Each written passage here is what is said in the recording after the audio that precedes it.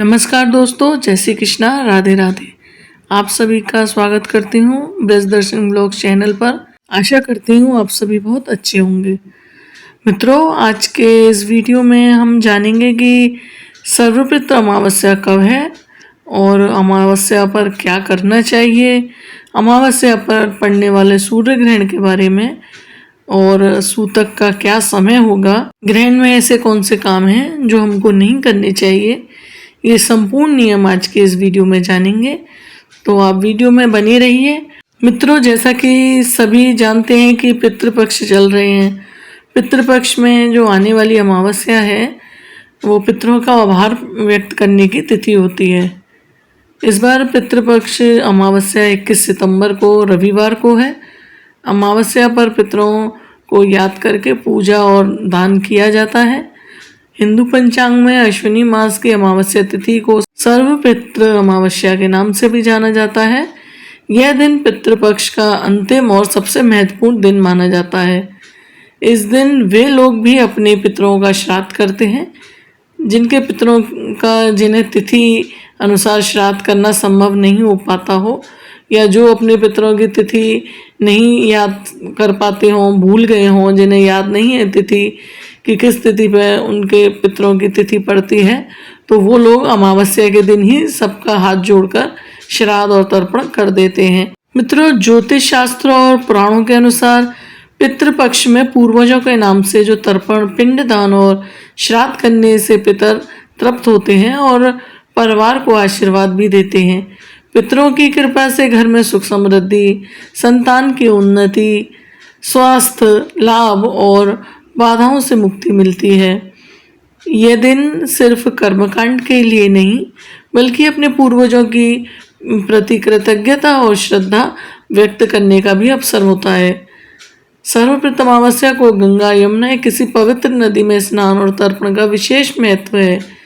जहाँ नदी उपलब्ध नहीं हो वहाँ घर पर ही शुद्ध जल से तर्पण किया जा सकता है, या गंगा जल से, गंगा जल जैसे शुद्ध जल में गंगा जल थोड़ा सा मिलाकर घर में ही तर्पण कर सकते हैं। अमावस्या के दिन ये उपाय जरूर करें। अमावस्या के सुबह सुबह स्नान आदि से शुद्ध होकर सामर्थ्य के अनुसार अन्न, वस्त्र, सोना, गाय का दान करें। जो भी आपके सामर्थ्य हो वो आप दान कर सकते हैं। चाहे सोना, एक छोटा सा भी रोना क्यों ना हो सोने का, या चांदी की गाय, जो सामर्थ्य हो आपके, या सिर्फ अन्न वस्त्र आप दान जरूर करें। इस दिन पितरों का श्राद्ध, ब्राह्मण भोजन और भगवान के जप ध्यान करने से पुण्य की प्राप्ति भी होती है। अमावस्या के दिन पितरों की पूजा विधि शुद्ध स्थान पर ही की जाती है। जैसे अमावस्या के दिन ब्राह्मणों को भोजन कराने के बाद दोपहर में 12 बजे तक भोजन, क्योंकि श्राद्ध का जो भोजन होता है वो 12 बजे से पहले नहीं कराया जाता। अगर तिथि कोई जल्दी आ रही है या श्राद्ध है तो वो बात एक अलग है। वैसे श्राद्ध का भोजन 12 बजे बाद ही कराया जाता है। तो भोजन ब्राह्मण को कराने के बाद, दक्षिणा देने के बाद, और फिर सब घर में भोजन कर लेते हैं। अमावस्या के दिन अपने पितरों का प्रसाद पा लेते हैं। पहले तो मान्यता ये थी कि अमावस्या यानी पितृ अमावस्या वाले दिन शाम को चूल्हा नहीं जलाया जाता था। सुबह ही जो भोजन बनता था उसे ही शाम को पितर विदा करके खाया जाता था। लेकिन अब जैसे आपकी सुविधा हो, अपनी सुविधा के अनुसार ही करना चाहिए, जैसा आपको उचित लगे। पितृ अमावस्या वाले दिन वैसे तो घर में कोई भी श्राद्ध हो, यदि आपके घर में तिथि से, तो आपको सर नहीं धोना चाहिए, कपड़े नहीं धोने चाहिए।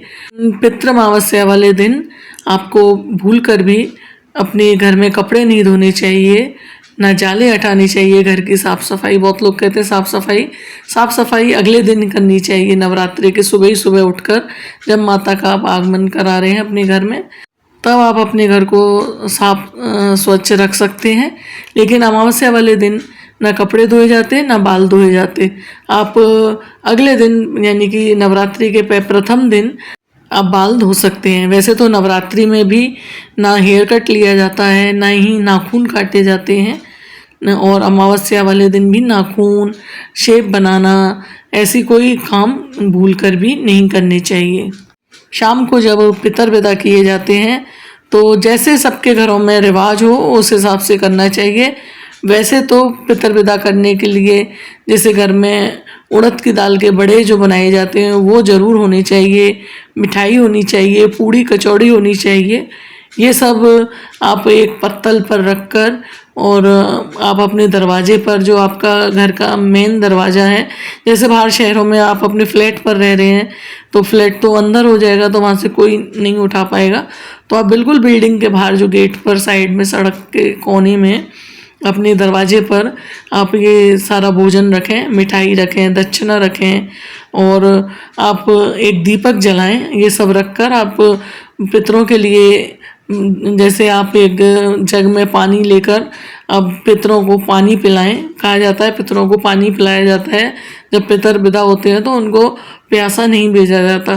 तो आप जैसे सूर्य भगवान को अर्घ देते हैं, ऐसे साइड में वो पैरों में ना आए पानी, आप ऐसी जगह किसी पौधे में या कहीं पितरों को पानी पिलाने का भाव देकर आप पानी पिलाएं और सारा भोजन साइड में, मतलब एक तरफ रखें जहाँ पैर ना पड़े और कोई उठा सके उस भोजन को। कोशिश ये करें कि किसी को बोलें कि ये भोजन ले जाए। हमारे यहाँ तो गांव में और उधर भोजन लेने के लिए आते हैं लोग, लेकिन अगर कोई नहीं है तो आप ऐसे भी छोड़ सकते हैं, कोई पशु या कोई भी खा ले उसे। फिर आप दीपक जलाएं और वहाँ से हाथ जोड़कर पितरों को मतलब नमन कर कर हाथ जोड़कर और आप भूल चूक की माफ़ी मांगकर आप अपने घर वापस आ जाएं और पीछे मुड़ के बिल्कुल भी ना देखें।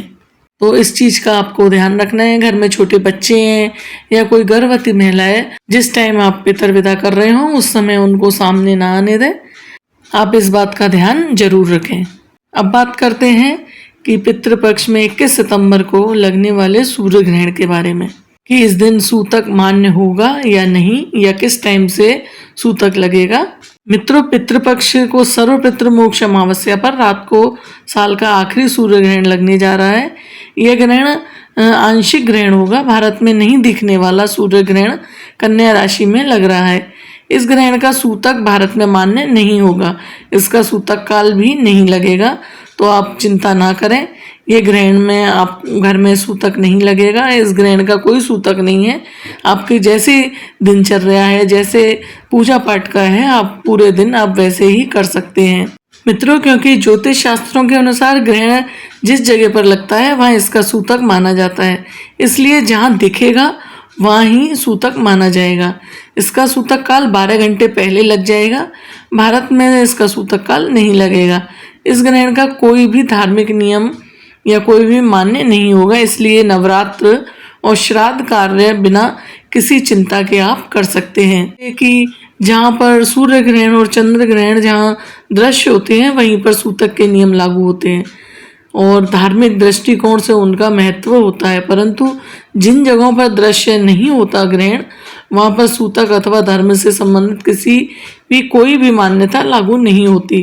तो मित्रों, आशा करती हूँ ये जितनी भी जानकारी है, पितृपक्ष अमावस्या कब है, सूर्य ग्रहण अमावस्या पर क्या करें और सूतक का समय, ग्रहण लगेगा, ग्रहण में क्या नहीं करना चाहिए, तो ये सब जानकारी आपको प्राप्त हो गई होंगी।